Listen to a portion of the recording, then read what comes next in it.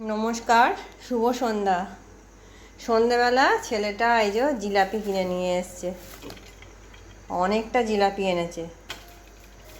ওর বোনকে জিজ্ঞাসা করলাম জিলাপি খাবে নাকি, বললো খাবো না। এবার মায়েরও শরীরটা খুব একটা ভালো নেই, ওই জন্য মাকে দুটো দেওয়া হয়েছে, অল্প করেই দিয়েছি। আর দিদি আর আমি খেয়েছি। ছেলেটা রুটি দিয়ে খাবে এই যে জিলাপিগুলো। তা জিলাপিগুলো খেলাম, দারুণ সুন্দর খেতে, জোয়ান দেওয়া আছে তো, খুব সুন্দর খেতে জিলাপিগুলো। এই যে 3টে ঠোঙায় করে এনেছে, এইটা থেকে আমরা বার করে খেয়েছি সন্ধেবেলা। আমি, দিদি, মাকে দুটো দিয়েছে, আমরাও দুটো তিনটে করেই খেয়েছি। আর 3টে ঠোঙায় অনেকগুলো জিলাপি নিয়ে এসছে। এই যে জিলাপিগুলো খেতে ভালো। ঠিক আছে, তোমরা দেখতে থাকো।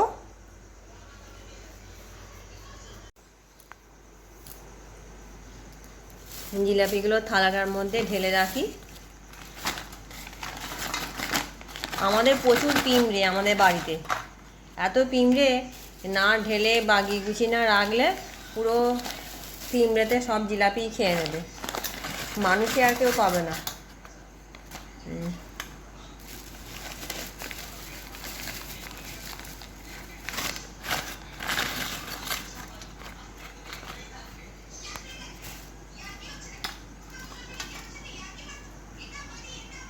এই যে বড় থালার 1 থালা জিলাপি।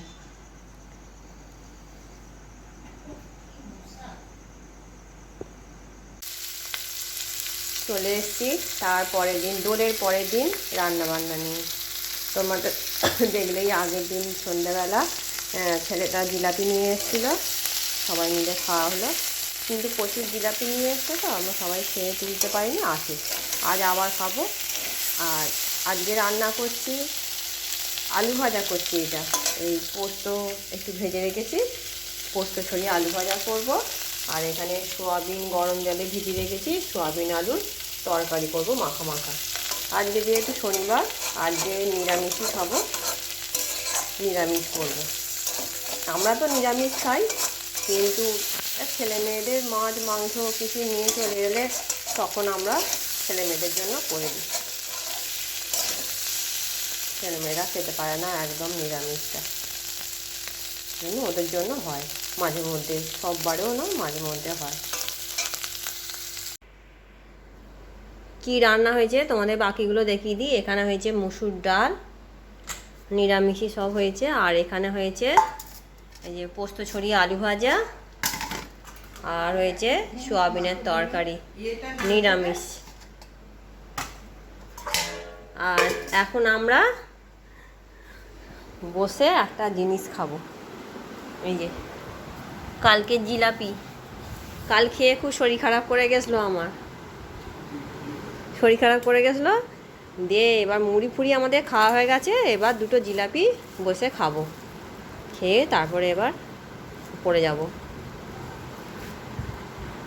এই যে জিলাপি খাচ্ছি, এখানে দিদি খাচ্ছে, এখানে ছেলে খাচ্ছে জিলাপি, সবাই শুয়ে শুয়ে।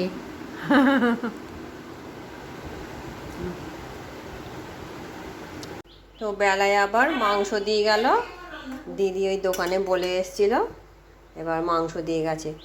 এবার এত বেলায় রান্না হয়ে গেছে ডাল তরকারি, আর কিছু করব না। ওই মাংসগুলো একটু এই যে মশলা মাখিয়ে রেখেছি, একটু ভাজা করে দেবো, দুপুরে ভাত দিয়ে ওরা খাবে। ঠিক আছে, তোমরা আমার চ্যানেলটি সাবস্ক্রাইব করবে, লাইক করবে, কমেন্ট করবে। আর বিশেষ কিছু বাড়াচ্ছি না, আজকের মতন টাটা।